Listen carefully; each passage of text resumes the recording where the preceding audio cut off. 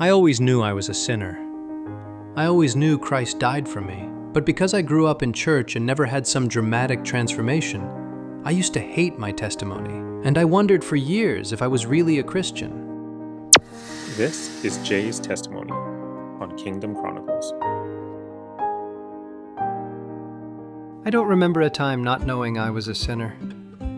Seriously, I've always understood that Christ died for me. Maybe it's my evangelical, missionary Baptist upbringing, but I've always loathed my boring testimony. When I was a preteen, I went to church camp pretty regular. Every night there was some sort of late-night activity. Movie night, skit night, musical night, etc.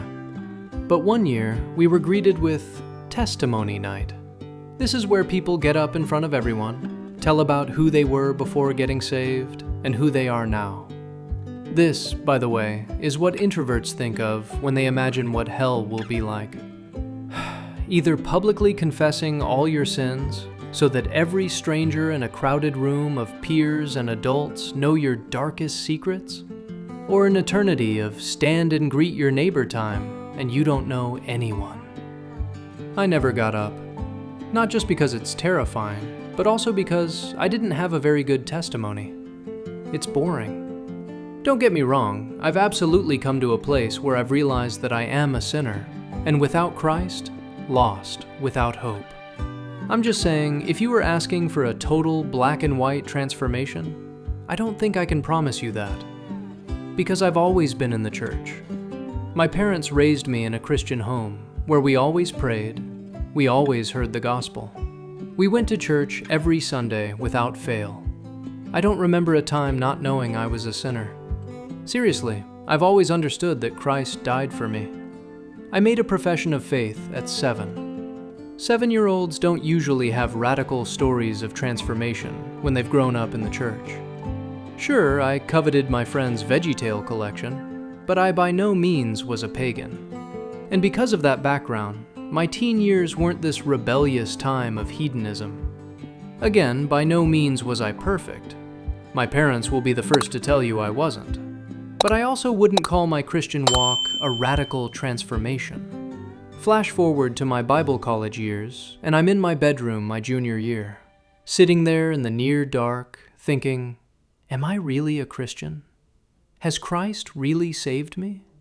I know I'm a sinner, and I have nowhere outside of Christ to go. But this radical transformation thing? I don't have it. I've always been here. Here's what I was missing. God is a God of boring salvation, too. Yes, there are times when he redeems people like he does Paul. A great black and white difference. He shows up on the Damascus Road, rocks our world, shows us our sin and that Christ died for us, and keeps us by faith. Sometimes salvation comes out of nowhere, and people are radically changed. And for these, we should be grateful. They are great stories of God who goes and saves his people out of their bondage. But sometimes, God is a God to us and to our children. Sometimes, he is just keeping his covenant promises. He doesn't need a Damascus Road, but rather puts us in families, where, like Timothy, we've always known the scriptures. I was born into a family where I would always hear the gospel.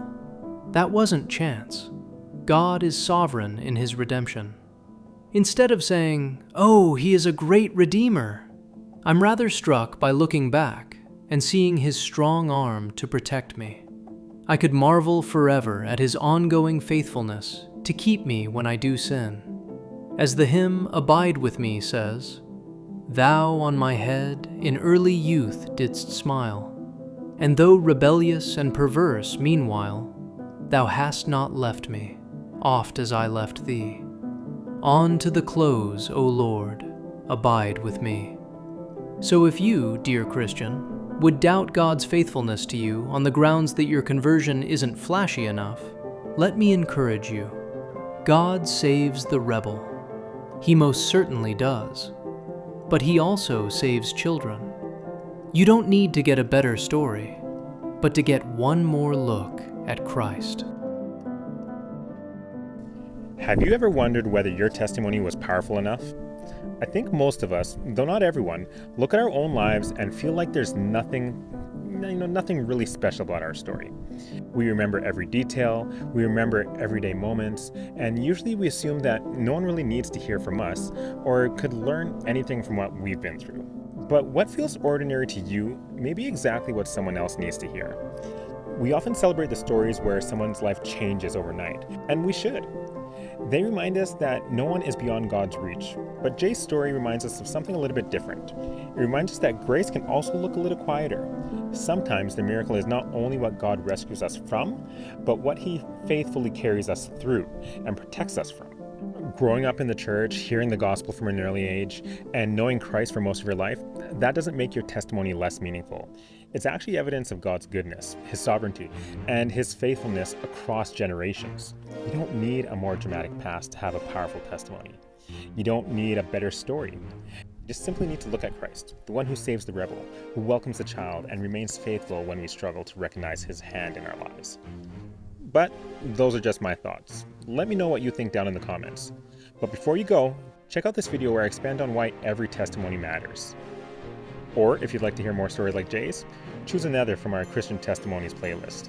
You can find both right here. See you in the next one, and never forget, every story has the power to change a life.